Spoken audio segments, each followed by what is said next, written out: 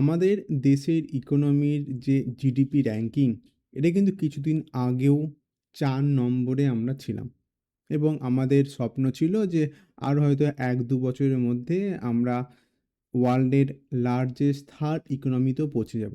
মানে জার্মানিকেও আমরা পিছিয়ে দেব। কিন্তু এখন যে রিপোর্টটা আসছে, সেটা কিন্তু মোটেও কোনো ভারতীয়র ক্ষেত্রে পড়ে ভালো লাগবে না। জানা যাচ্ছে যে আমাদের দেশের জিডিপি র্যাঙ্কিং কিন্তু বেশ ভালোভাবেই পড়ে গেছে। এখন জানা যাচ্ছে আমাদের র্যাঙ্ক ওয়ার্ল্ডের 6th লার্জেস্ট ইকোনমিতে চলে গেছে।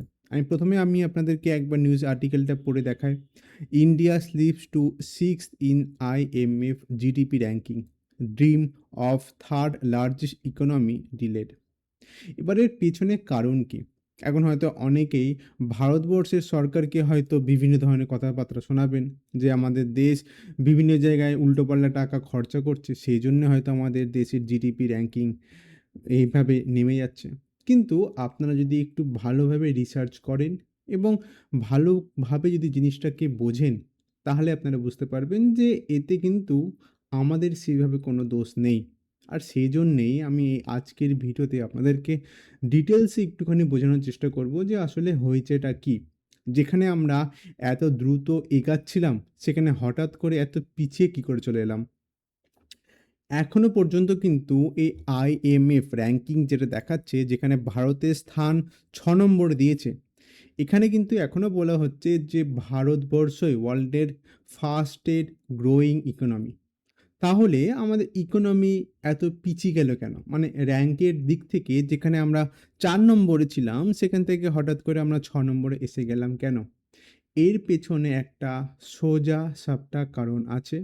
১ম কারণটা হচ্ছে যে আমাদের রুপির ভ্যালু বেশ গত ১-১.৫ বছর ধরে ভীষণভাবে পড়ছে।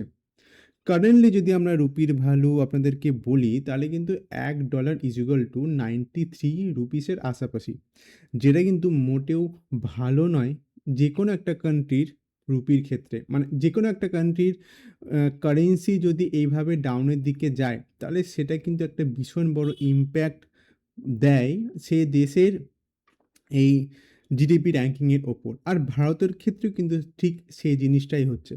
এবার আপনারা যদি একবার ভালো করে দেখেন না যে আমরা কিন্তু এমন হ্যাবক কিছু পেছনে নেই। আপনারা শুধু একবার নাম্বারটার উপরে একটুখানি ফলো করুন।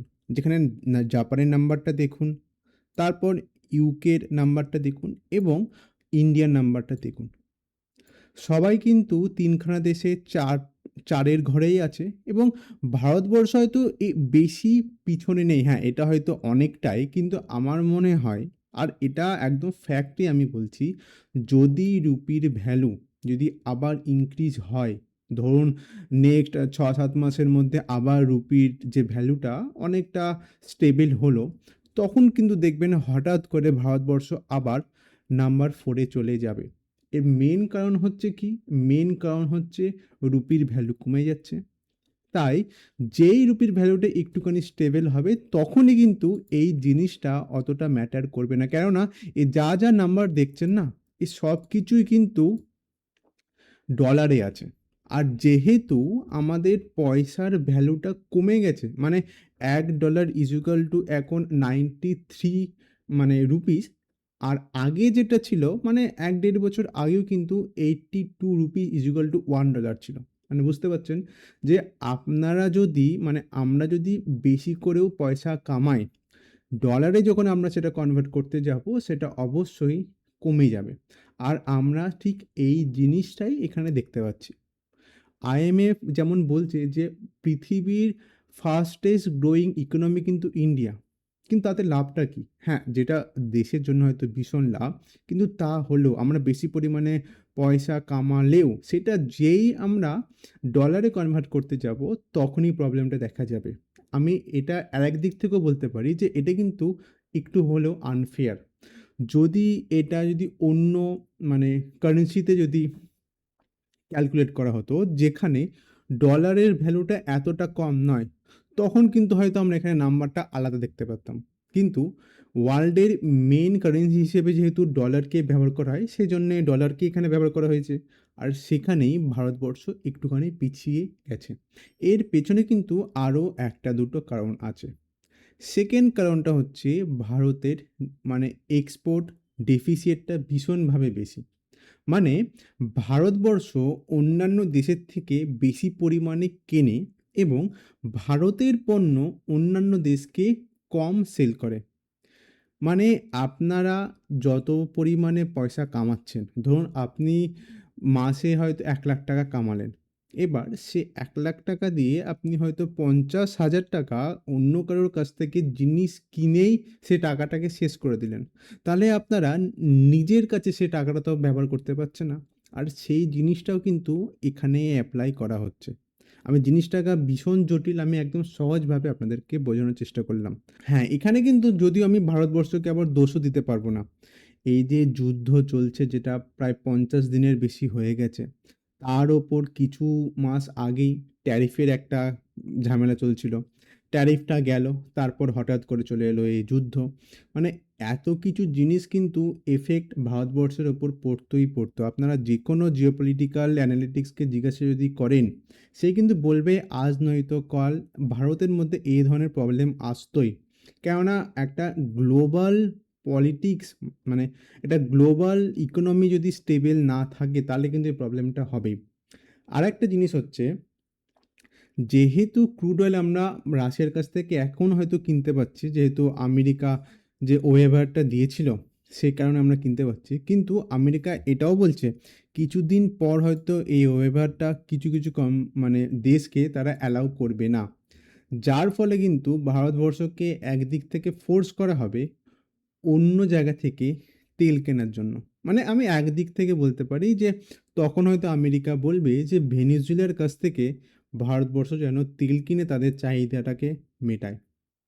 তখন কিন্তু ভারতের জন্য প্রবলেমটা আরও বেড়ে যাবে। আমরা এটা ভালো মতোই জানি। রাশিয়া আমাদের যে দামে ক্রুড অয়েল সেল করে, সেই দামে কোনো দিনও ভেনেজুয়েলা বা আমেরিকা আমাদের সেল করবে না। তখন কিন্তু আমাদের বেশি দামে যদি তেল কিনতে হয়, তখন কিন্তু ভারতের পক্ষে আরও বেশি মুশকিল বেড়ে যাবে। শুধু আমি যে এখানে ক্রুড অয়েলের কথা বলবো, এখানে কিন্তু শেষ নেই। এছাড়াও বিভিন্ন ধরনের ফার্টিলাইজার বলুন বা অন্যান্য যাবতীয় যা যা জিনিসপত্র পণ্য ভারতবর্ষ অন্য কোনো দেশের থেকে কিনে থাকে, এই যুদ্ধের জন্য কিন্তু এই সব কিছু একটা প্রভাব পড়েছিল। আর রিমাইন্ড করে দিতে আমি চাই যে এর আগে যে ট্রেডের প্রবলেমটা হচ্ছিল, সেটাও কিন্তু ভালো মতো এই জিনিসটাকে প্রভাব করেছে। এই যে আমি একটু আগে বলছিলাম না যে ভারতের ডেফিসিয়েট এর একটা পার্সেন্টেজ আছে। বলা হয় যে কোনো একটা দেশের যদি পুরো যে জিডিপি আছে তার যদি 2% এর ওপর যদি সে দেশের ডেফিসিয়েট চলে যায়, সেটা কিন্তু খুবই একটা বাজে সাইন। আমরাও কিন্তু এই ডেফিসিয়েটের প্রায় 2% এ চলে যাব। দেখুন এটা নিয়ে একটা অলরেডি আর্টিকেলও বেরিয়েছে, যেখানে লেখা আছে West Asia crisis may push India's current account deficit to 2% of GDP. এটা যদিও হয়তো অত তাড়াতাড়ি হবে না, কিন্তু যে এই যে যুদ্ধ হচ্ছে এমনই একটা জিনিস যেটা কিন্তু সহজে শুরু হয়ে গেলেও সহজে কিন্তু শেষ হতে চায় না। অতীতে আমরা অলরেডি দেখেছি। অতীতে তো বলব না, এটা তো অলরেডি চলছে। এই যে রাশিয়া আর ইউক্রেনের যুদ্ধ, এই যুদ্ধটা বহু বছর ধরে চলছে, প্রায় ৩ বছরের ওপর হয়ে গেছে। আর এই যুদ্ধটা যে এখনো থামবে এরও কোনো ধরনের আমরা ইন্ডিকেশন দেখতে পাচ্ছি না। এমন নয় যে এখানেও কোনো ধরনের পিস টক হয়নি। এর আগে প্রায় ২-৩ বার পিস টক হয়েছে। কিন্তু তাতেও কোনো ধরনের ফল আসেনি। এই যে সেকেন্ড টক যেটা হবে বলছে আবার ইসলামাবাদে, এতেও যে কতটা সাফল্যতা অর্জন করতে পারবে সেটাও একটা বেশ বড় কোয়েশ্চেন মার্ক আছে। এই বিষয় নিয়ে যদি আমি আরও কোনো ডিটেলস জানতে পারি তাহলে অবশ্যই আমি আপনাদেরকে আপডেট করে দেবো। এতক্ষণ পর্যন্ত যদি আমার এই ভিডিওটা দেখে থাকেন তাহলে অসংখ্য ধন্যবাদ। আবার দেখা হচ্ছে পরের কোনো এক জিওপলিটিক্যাল নিউজের সাথে।